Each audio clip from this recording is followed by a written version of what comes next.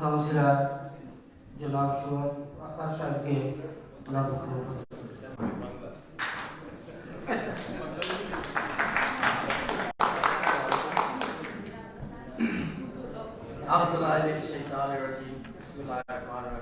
Imam Sahib, fellow councillors, respected elders, brothers, sisters and young people, Assalamu alaikum wa rahmatullahi wa barakatuh. First of all, I would like to thank Spark and the committee for organising today's event.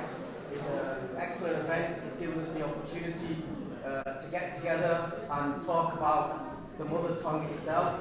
And like previous speakers, I'll echo what they've said. Mother tongue is very important. It's language, whether you speak Bangla, Sylheti, Urdu, Pahari, English, Hindi, whatever it is, whatever your mother tongue is, it's important that we actually hold on to our mother tongue. Once we lose our mother tongue, we lose our identity. And it's important that our youngsters are actually bilingual. At school, when youngsters go to school, a lot of school teachers might say to you, oh, they're coming to school not speaking English, and therefore their language is weak, etc. But research has shown that if your mother tongue is strong and sufficient, then your second language will be as sufficient, if not better. So if you weaken your mother tongue, your second will be weak in English as well. So it's important that our parents, our grandparents actually teach our youngsters their mother tongue. My kids, I've got 3 sons, and all 3 of them, alhamdulillah, are bilingual. They don't speak Urdu, but we speak Pahari at home. And my mother speaks Pahari, so she communicates in Pahari to them. So it's important that whatever your mother tongue is, and I know a lot of Bangladeshi families speak Sylheti at home. And it's important that you don't confuse your children, that you start teaching them Bangla when you actually speak Sylheti at home. So that, because when you start confusing them, that is when they don't get a grasp of all languages. So what I said to my mom is that we don't speak Urdu at home. I can't speak Urdu. I can teach my kids Urdu, but who are they going to communicate to? Who are they going to learn it from? Other than when they go to school or with a teacher, that's where they're communicating. Whereas I think in Bangladeshi households, I think you need to have a similar door. If we speak Sylheti at home, then let's teach them Sylheti. Because that is your identity. Bangla is important as well. Don't forget Bangla, but at the same time, if you really want to teach them a mother tongue, then teach them what you speak yourself. And try not to confuse our children. And that is when they start thinking, hold on, what's going to speak Sylheti, Bangla, English, etc. Teach them 2 languages that you speak yourself. And then from there onwards, they'll be able to learn other languages as well. And in Oldham, we've got a diverse community. We all live together as one family, to be honest with you.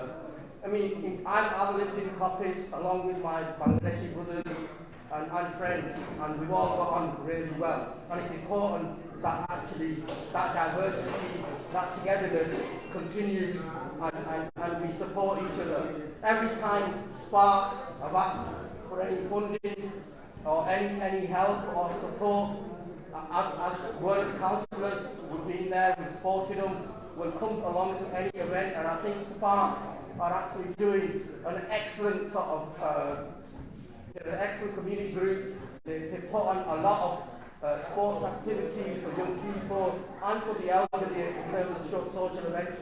And there's another project that I'm actually developing with Spark, and this future project is about basically what we're looking at is we're going to look at hotspot areas where there's a lot of rubbish being dumped, and we're going to put cameras on. And as fellow councils, we're going to donate money to Spark, and we're going to put cameras on houses that are adjacent to some of these hotspot areas.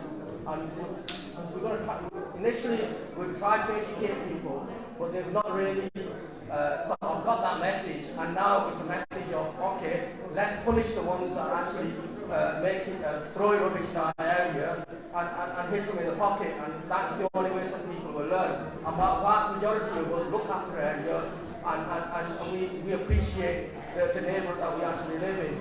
So Last of all, again, in terms of Oldham Council itself as well, we've got a Get Oldham working team, and just recently we've promoted a youth home where we're going to help and support our young people to get them back into work and training. And it's important that any young person in the room or in your family who is not working or at college, etc., that you actually get them registered with Get Oldham Working and ask them to get that additional support to help them and support them to enable them to get back into work or any training that they would like to do. Shoab mentioned about litter picking we're going to do soon with the community. And we'll also organise some litter picks.